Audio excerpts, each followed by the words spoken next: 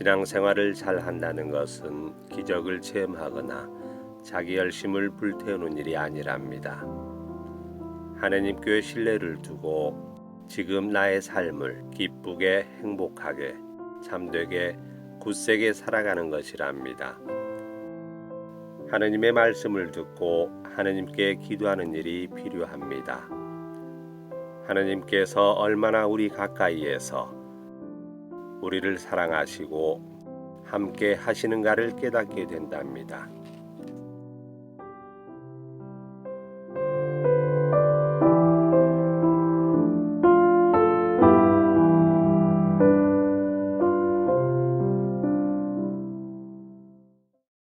기도합시다.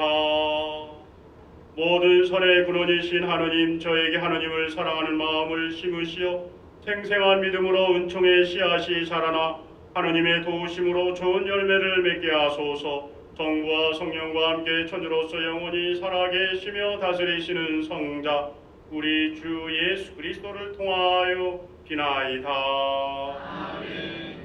말씀 전례가 시작됩니다. 지표서의 말씀입니다. 얘야, 내 일을 온유하게 처리하여라. 그러면 선물하는 사람보다 내가 더 사랑을 받으리라. 내가 높아질수록 자신을 더욱 낮추어라.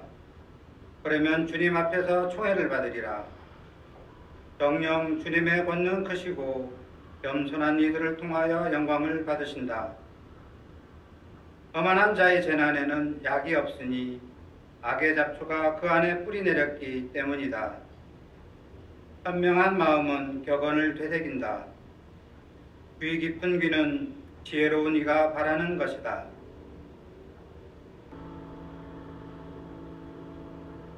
하느님, 당신은 가련한 이를 위하여 은혜로 이 집을 마련하셨나이다. 하느님, 당신은 가련한 이를 위하여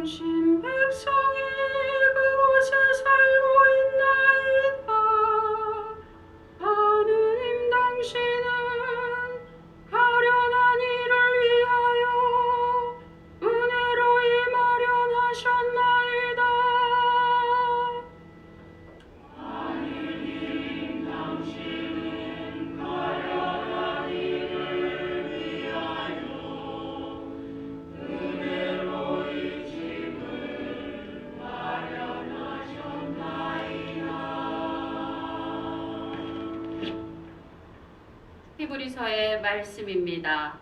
형제 여러분, 여러분이 나간 곳은 만져볼 수 있고 불이 타오르고 짙은 어둠과 폭풍이 일며 또 나팔이 울리고 말소리가 들리는 곳이 아닙니다. 그 말소리를 들은 이들은 더 이상 자기들에게 말씀이 내리지 않게 해달라고 빌었습니다.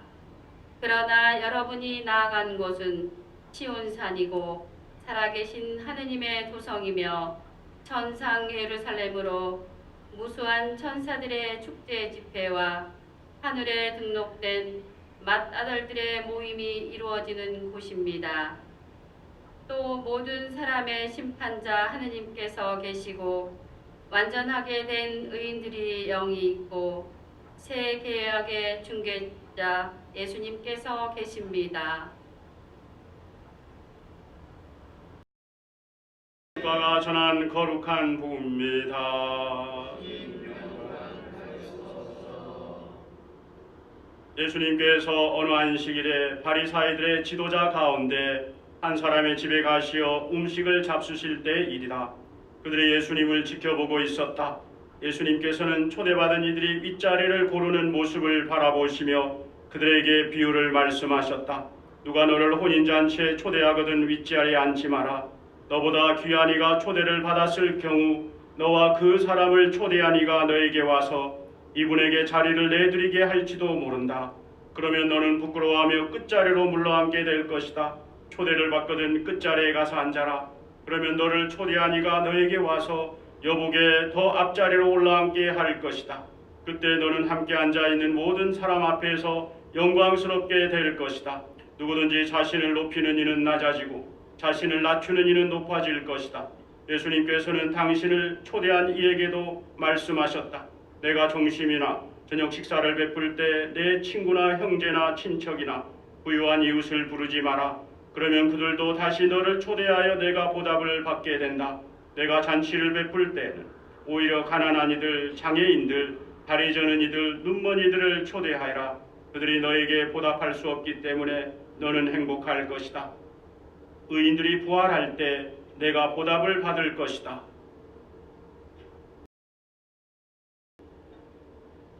참 예수님 사랑합니다.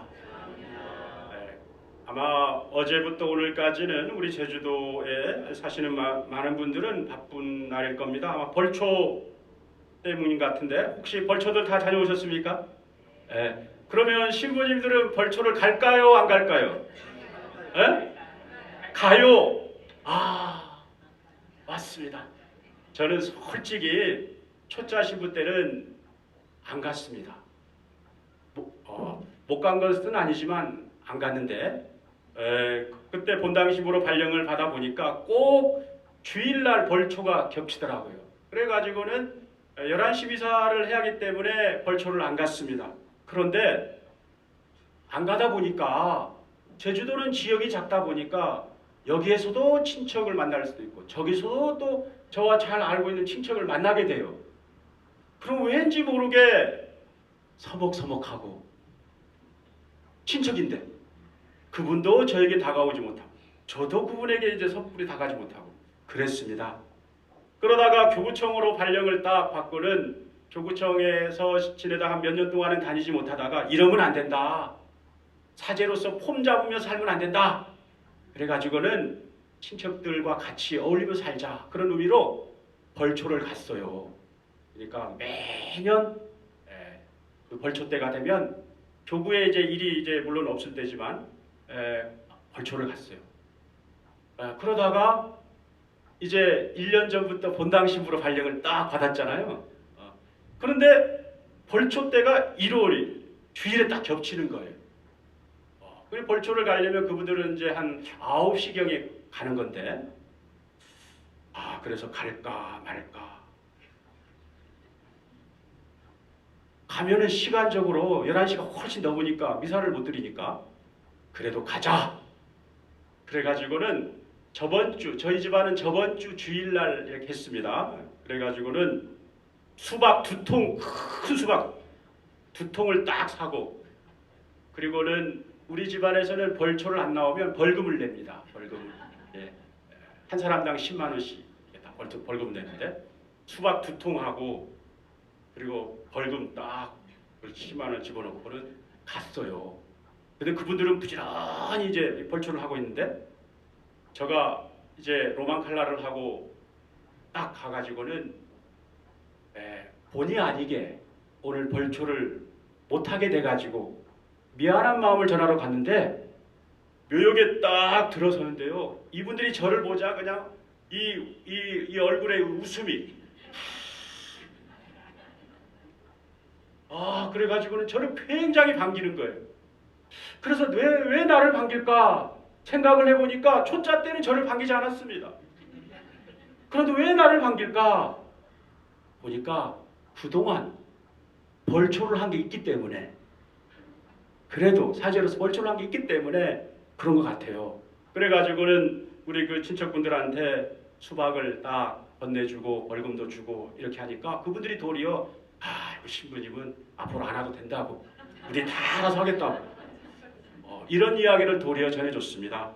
사실 우리가 삶을 살아가면서 중요한 것은 자기를 낮추면 낮출수록 사람들은 우리를 높여줍니다.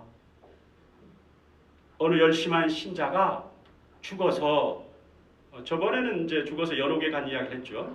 오늘은 죽어서 천사의 인도로 하늘나라를 가게 됩니다. 하늘나라의 문을 딱 들어서니 예수님의 으뜸 제자인 베드로가 따뜻하게 반겨줍니다.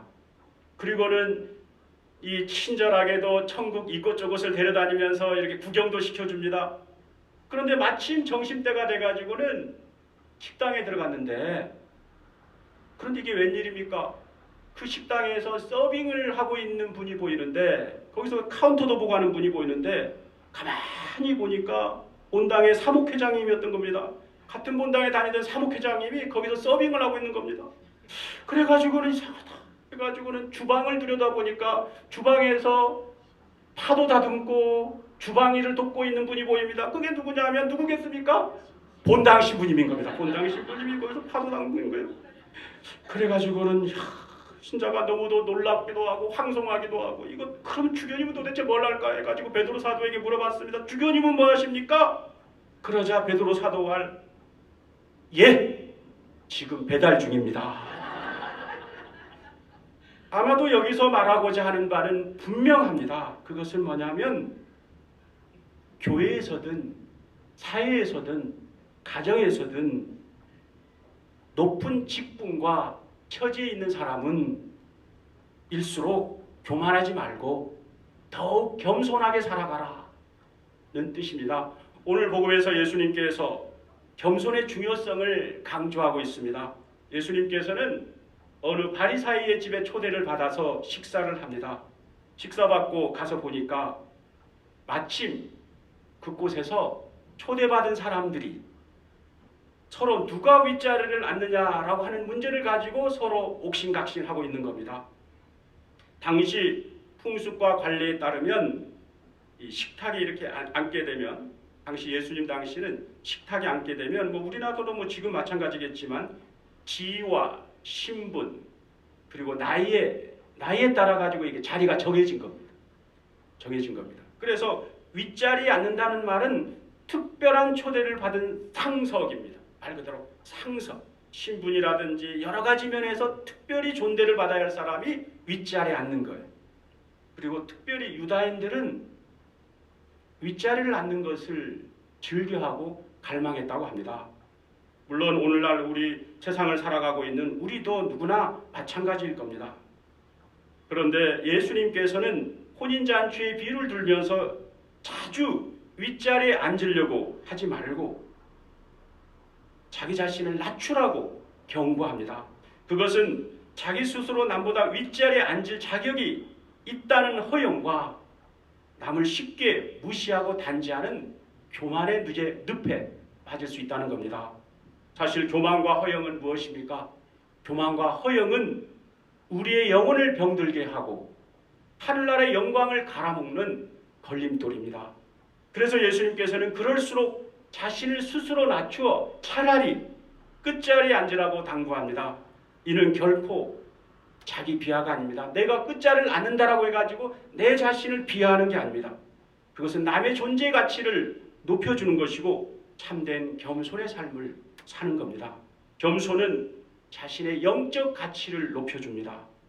그리고 하늘나라의 영예를 얻을 수 있는 지름길이기도 합니다.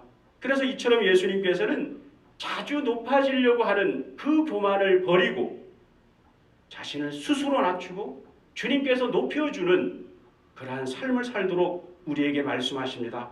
사실 저는 이 복음 말씀을 들을 때마다 종종 인용하는 형제가 한 분 있습니다. 이분은 저와 일면식도 없는 분이에요. 그런데 이 말씀을 들을 때마다 이야기를 합니다. 그것은 오래전에 제가 기사를 보다가 접한 형제입니다. 그 형제는 천주교 신자입니다. 이 형제는 이른 나이에 사법고시에 합격을 해가지고는 검사로 임용이 됩니다. 오랜 시간 지검장, 검사장 등등의 이런저런 직책과 요직을 맡습니다.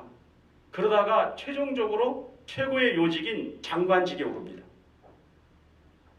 그러다 보니까 어떻습니까? 요즘 뭐 장관이 되려고 하면 뭐 인사청문회를 한다든지 아니면 신문에 그분에 대해서 뭐 인터뷰도 하고 그분의 경력들이 쫙 이렇게 나열이 됩니다.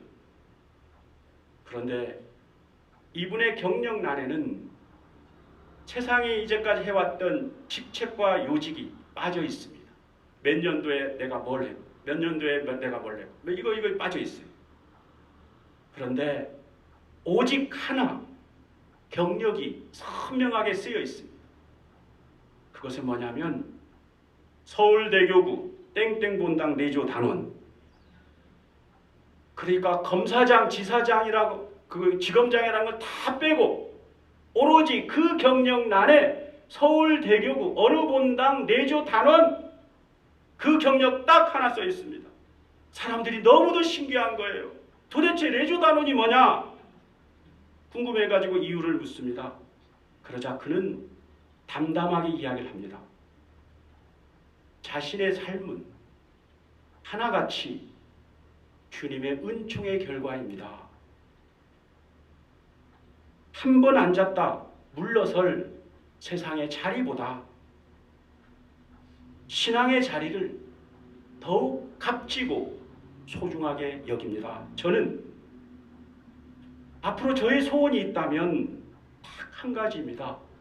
그것은 세상의 직책에서 물러나면 부부와 함께 평일 미사를 보면서 주님의 독서를 하면서 신앙의 자리를 지키며 사는 겁니다. 저는 이 형제의 이야기를 들으면서 이게 우리가 예수님께서 이야기하고 있는 그 말씀이 아닌가? 자신이 어떤 자리에 있든지 간에 이 자리는 내 자신의 자질과 노력과 능력에 의해서 주어진 자리가 아니다. 그것은 하느님께서 나에게 준 자리다. 라고 하는 것을 인식하며 사는 겁니다. 이러한 겸손이야말로 우리 자신으로 하여금 주님 안에 머물게 합니다. 바로 이 겸손의 최고를 이야기하자면 누구겠습니까? 저는 지금 동시대를 살아가고 있는 분들 중에서 이 겸손의 삶을 지금 이 순간 최고로 살아가시는 분은 교종 프란치스코라고 생각을 합니다. 그분은 여러분도 잘 알다시피 그분이 뭐 담화문을 발표한다든지 회칙을 발표할 때 그 회칙에 본인의 사인을 딱 넣습니다. 그 사인 옆에는 이런 걸 씁니다. 종들의 종. 그냥 종이 아니라 종들의 종이라고 자신을 표현합니다. 그리고 단지 표현만 하는 것이 아니라 그분은 끊임없이 교황님이심에도 불구하고 자신을 낮추고 가난한 사람들에게 다가옵니다. 가난한 삶을 살아갑니다. 주님을 위해서 자신을 낮추고 가난하게 산다는 말입니다. 이러한 겸손을 왜 살까? 바로 예수님께서 보여주신 모범의 삶을 사는 것이고 예수님께서 우리에게 준 소명의 삶을 사는 겁니다. 그것이 바로 예수님께서 우리에게 부여한 은총을 보답하는 일이기 때문에 그렇습니다. 그러므로 형제 자매 여러분, 근본 한 주는 예수님의 이 말씀을 되새기도록 합시다. 그리고 자신을 낮추고 이웃을 아끼고 보듬는 가운데 겸손과 사랑의 삶을 살도록 합시다. 이때 집회에서 저자는 말합니다. 이러한 삶을 살 때 그럼 너희가 주님 앞에서 총애를 받으리라.